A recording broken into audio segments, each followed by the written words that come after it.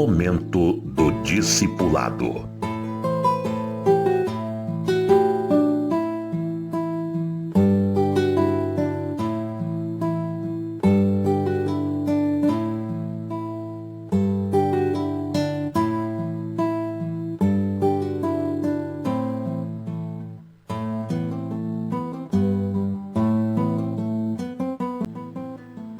Na guerra, os que não são discipulados se espalham. É muito comum hoje, como no passado, a guerra manifestar claramente quem é um soldado preparado e quem é um recruta recém-engajado. A Rússia sofreu muito na guerra da Ucrânia, porque dizem os analistas que ela usou recrutas recém-engajados. Eles não estavam preparados e morreram muitos. É claro que a Rússia não diz quantos morreram, mas morreram muitos porque não estavam bem preparados para a guerra. Na Guerra das Malvinas, a Argentina quis retomar, porque no passado aquela ilha era da Argentina, a Inglaterra tomou. A Argentina quis retomar e invadiu, de surpresa assim, encheu a Ilha das Malvinas de recrutas, mas a Inglaterra assumiu a guerra, veio com uma tropa pequena, mas bem preparada, e venceu e conseguiu expulsar os argentinos. E muitos morreram, por exemplo, num navio muito grande, um cruzador, era muito grande e velho aquele navio da Argentina. A Argentina tinha enchido o navio de soldados novos, recrutas. O navio foi afundado e morreu muita gente. E muitas outras vezes isso tem acontecido. A Bíblia relata muitas situações assim. Por exemplo, a Síria se juntava com os amonitas, com os outros de outros lugares e formava um grande exército, mas era despreparado. Davi ia com um pequeno exército e vencia aquilo tudo, porque numa guerra o início é muito importante e conforme os primeiros embates da guerra, um exército se desconjunta, desmorona. E é fácil para o outro vencer. E logo, um grande exército, mas desconjuntado, foge, se espalha e vira presa fácil para o perseguidor. Davi, com pequenos exércitos, vencia sempre todas as guerras, porque aquele pequeno exército era extremamente bem preparado. Os valentes de Davi estavam muito bem afinados com Davi e nuclearam aqueles 400, depois 600, e eles foram o núcleo de um grande exército, mas que quase nunca lutou como grande, porque não era necessário. Um pequeno exército vencia todas as guerras. Com Davi era sempre assim. A igreja é para ser formada em um grande exército para lutar e vencer.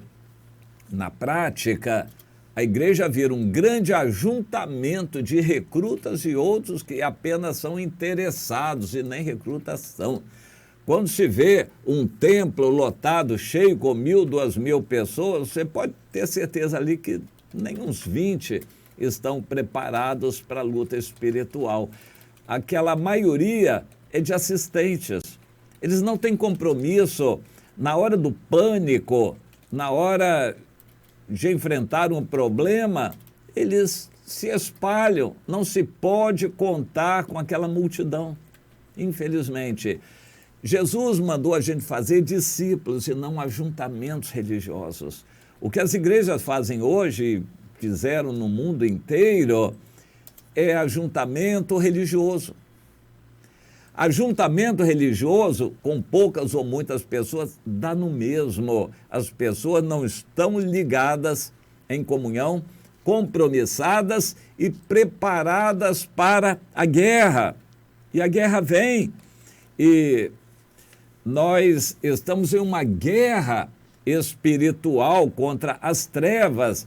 E no mundo todo, Satanás está atacando as igrejas, principalmente as igrejas ajuntadas, as igrejas de ajuntamento, massificadas. Satanás está atacando e espalhando as pessoas que não têm compromisso, os crentes que só assistem, que só vão à reunião. A igreja precisa fazer discípulos. Os discípulos estão ligados, haja o que houver. Eles não se afastam, não vão embora. Jesus deu exemplo certa vez, em João no capítulo 6, lá pelo final. Começou a falar muito duramente que as pessoas precisavam ter comunhão com ele. Hoje não é diferente, as pessoas precisam ter comunhão conosco. Comer da minha carne, participar da minha vida, sentir as minhas dificuldades, defeitos e fraquezas. Os irmãos que estão comigo precisam me conhecer assim, para me amarem assim e andarem comigo, haja o que houver. E Jesus falou isso: vocês, se não comerem a minha carne, vocês não têm parte comigo. Aquela palavra foi muito dura, por fim muitos foram se afastando, muitos que estavam ali estavam por causa do pão material. Mas quando Jesus mostrou que não ia mais dar pão material, mas que eles teriam que comer do pão espiritual, que era ele, eles não gostaram daquilo e foram se espalhando. A maioria foi embora. Provavelmente pela hora também, já era tarde, a noite vinha chegando e foram se espalhando. Jesus se dirigiu aos seus discípulos: vocês também querem ir? O Pedro tomou a frente, como ele gostava de fazer: Senhor, e para onde? Nós já deixamos tudo para seguir o Senhor, agora nós vamos para onde? Jesus gostou daquela declaração. Pedro disse: só tu tens as palavras da vida eterna, então não tem como, não temos nem mais para onde ir. O discípulo é assim, ele está junto, haja o que houver, ele não vai faltar, não vai deixar de contribuir, de dizimar, ele é fiel, ele vai estar sempre junto, haja o que houver, qualquer que seja a batalha espiritual, o discípulo vai estar junto. Mas discípulo não nasce discípulo, ele tem que ser formado, preparado, é isso que o Senhor nos ensina. Existe um salmo na Bíblia muito interessante, o Salmo 78, que é um salmo histórico. Ele relata a história do povo de Israel, que foi formado em várias etapas e, em certa situação, eles gostaram da bênção de Deus, os milagres que Deus fazia, e se acomodaram e amaram o mundo e foram pecar. Quando Deus os fazia castigar, eles se voltavam para Deus. Então o Salmo diz, versículo 36, que eles lisonjeavam o Senhor de boca e com a língua mentiam, mas o coração não era firme. Muitos crentes são assim hoje, não são firmes. Não foram fiéis à aliança. O Senhor, que é misericordioso, perdoa. E então o Senhor providenciou outras etapas e líderes, juízes que se levantavam e líderes que Deus ungia para dirigirem o povo. Deus fez sair o seu povo como ovelhas e o guiou pelo deserto como um rebanho. Como um rebanho, versículo 52, dirigiu com segurança e não temeram, ao passo que o mar submergiu os seus inimigos. A diferença é grande, os egípcios não estavam firmes, não tinham a segurança de Deus e pereceram todos, morreram no Mar Vermelho. Mas o povo de Deus estava guiado por Moisés como um rebanho, havia uma liderança. Mas depois eles se afastaram também. E muitas etapas ruins aconteceram na história do povo de Israel. Por fim, o Salmo termina com a fase de Davi. O Senhor escolheu a Davi, seu servo, e o tomou do redil das ovelhas. O Davi era especialista em cuidar de ovelhas e cuidaria do povo como ovelhas. O Senhor o tirou do cuidado das ovelhas para ser o pastor de Israel, o seu povo, a sua herança. E Davi os apacentou consoante a integridade do seu coração e os dirigiu com mãos precavidas. Pois é, o método de Davi foi discipulado.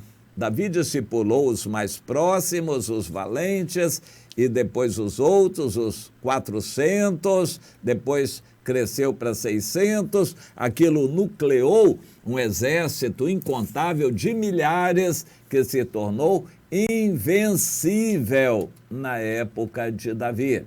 Davi não tinha projetos expansionistas, nem Deus queria que ele formasse um grande império, mas por circunstâncias, Davi venceu todas as guerras e dominou todos os seus vizinhos. E dirigiu o povo de Israel com mãos precavidas, segundo a integridade do seu coração. Para nós hoje, Deus precisa que o pastor, os líderes, sejam íntegros, com a vida santa, limpa e exemplo para os demais. Com ele, os líderes vão aprender e têm que ser firmes e fiéis. Hoje as igrejas não têm líderes fiéis, pelo contrário, eles querem passar a perna um no outro, a rasteira, querem derrubar o outro para eles ocuparem o lugar. Eles ficam almejando o lugar do outro, então são como que adversários ali na igreja. Jesus diz que uma casa dividida não pode subsistir. Como uma igreja dessas, onde a briga pela liderança pode subsistir, isso não pode acontecer. O pastor tem que ter a fidelidade, a lealdade de seus líderes total, para esses líderes discipularem os outros irmãos. Isso é o que Deus está nos orientando a fazer. É necessário que cada cristão seja discipulado.